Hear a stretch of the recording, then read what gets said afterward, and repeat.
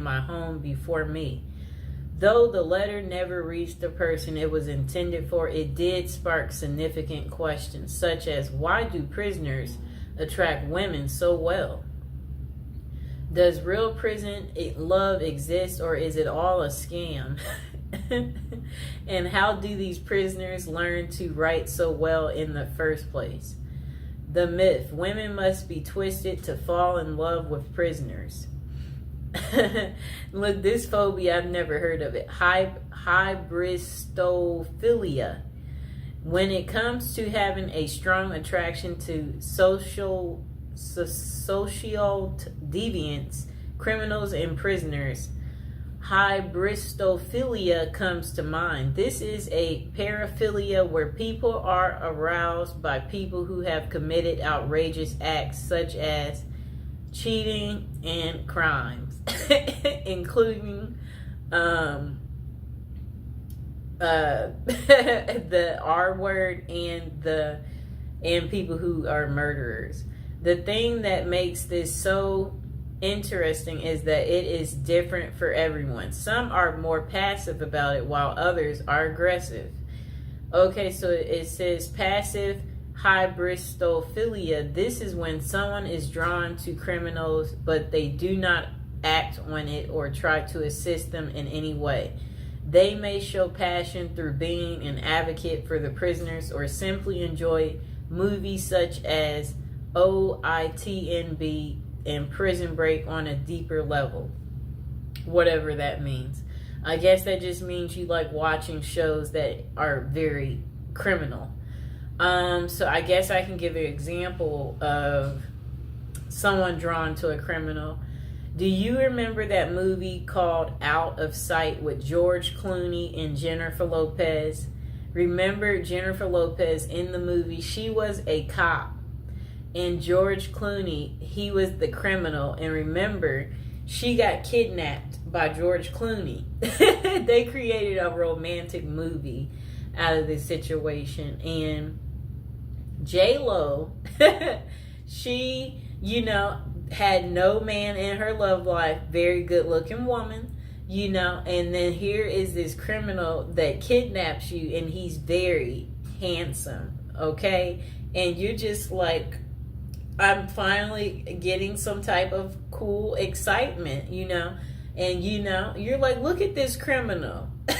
Like, why would I tell on this criminal? I never get this level of fascination. That's how J-Lo felt, So, yeah, like at the end of the movie, they were trying to catch him. And the other cops asked her, did you see him? And she kind of like froze, like, because she's wondering, do I tell them? Because she is at work and she is in uniform. She's a cop.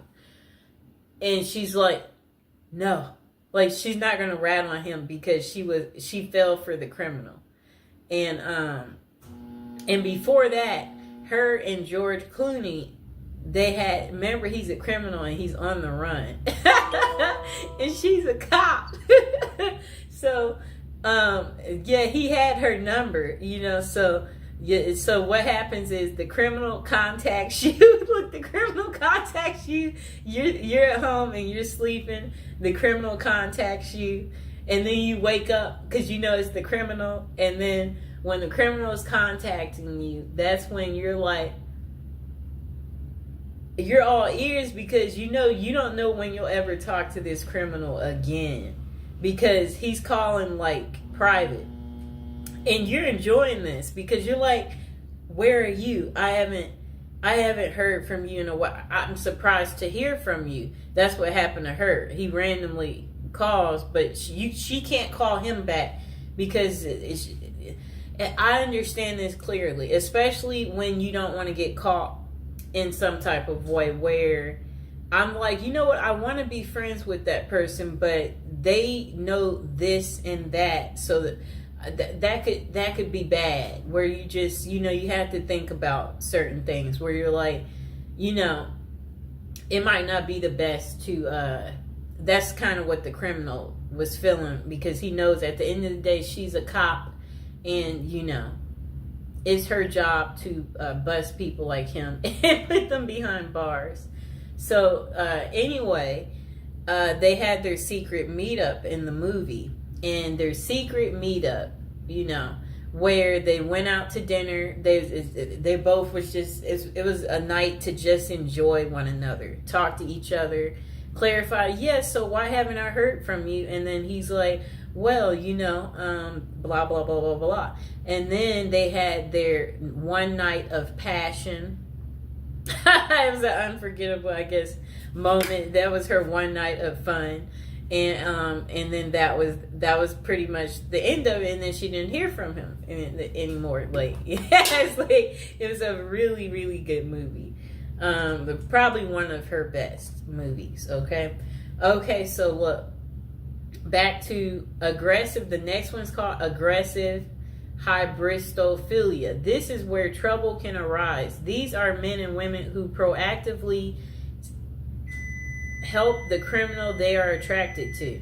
This means they could lure victims in, cover for criminals, bury bodies, and other severe acts. Bonnie and Clyde are the perfect example of this type.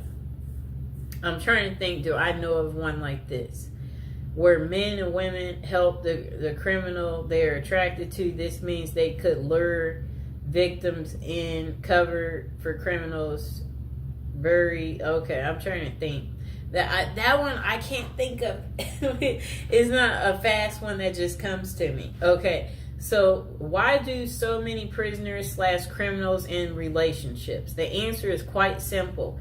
It is a mixture of hybristophilia, the desire for excitement from their mundane lives, the long distance passion, and the fantasy of it all makes people drawn to that lifestyle. In fact, there are over 40 different websites that cater to prisoner dating, such as meetaninmate.com. And then potential consequences. Though it would be nice to have a happy ending every time, there are significant consequences from dating a known criminal. For example, a book called Dream Lovers: Women Who Marry Men Behind Bars. Jacqueline Wilcox Bailey talks about a real-life incident. Two sisters walked out of their long-term, boring relationships to get with prisoners. When those men were released, one of the sisters was murdered, and the other was beaten and tortured, which sent her supposedly posed lover back to jail. I think they mean prison. With this as a possibility, always be aware of the dangers you could be subjecting yourself. If you decide to follow that journey, with that being a solid case, does that mean that all prison love is fake and they are nothing but predators? Then they said myth. There is no such thing as true love in prisoners.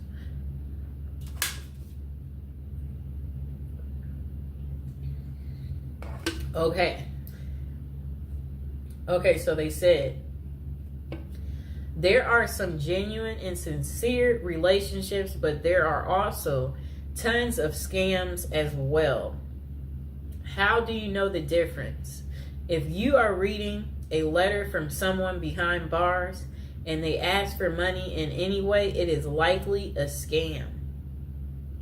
Do not fall for it. They could either be reaching out to women and men for financial gain, attention with the media, or to gain supporters, just like Ted Bundy, Richard Ramirez, and Scott Peterson did. I know what all of them look like. That's how infamous they are. For the record, serial killers such as those noted above are less often associated with scams and writing letters. You may think that they are great at manipulating, but that is not the case with them. They get away so well with murders and crimes because they are bold, always act like they have nothing to lose, and never overthink what they are doing. With an IQ of below average, more love letters come from non-serial killers who are much smarter and think things through better. Okay, overall, use your best judgment. These people will not always con you. They may be truly into letter writing for human connection. That's kind of funny. because like they crave the connection, so that they're writing the letter because there are many people in jail who do not have family or friends to reach out to, so they turn to pen paling to feel involved, valued, heard, and feel like they matter. Though it may not always be about love, it can still be about companionship and support, and worth volunteering to help people such as them feel cared about. Bonus: how to craft a prison letter. One thing I noted the most about the letter I have how well written it is. There are no errors. The penmanship was nearly perfected, and the message was very well contrasted. So how did someone in prison learn to write so well? One word: practice. Those who write love letters would use trial and error in their writing. For example, they would keep tabs on the responses they would get from their loved ones. When they said certain things, they would then work on perfecting in those areas to get even more positive responses. In addition, they could have utilized other inmates for assistance as well. More perspective is a catalyst for fostering new ideas in learning how to write a moving love letter or scamming someone successfully. If you want to learn to write a great letter, start with practicing. Use your feedback as a guide, and never be afraid to ask for help so you can become a pro. And the final thought: falling in love with criminals and prisoners is hyperbristophilia. Though having this characteristic is a passive sense, is fine. Seek help if you feel like you will act on those passions. There are limited professionals that can assist, but it is worth finding a reputable person before you do anything drastic that could land you in jail yourself. Oh no. Remember, human connection and writing to prisoners is a great way to improve their quality of life. If you are talking to someone who has no one else on their side, keep being a hero to them. But always know the signs and be mindful if they are trying to scam you or not. The last thing you want to do is fall in love with someone behind bars only to find out they were using you for personal gain.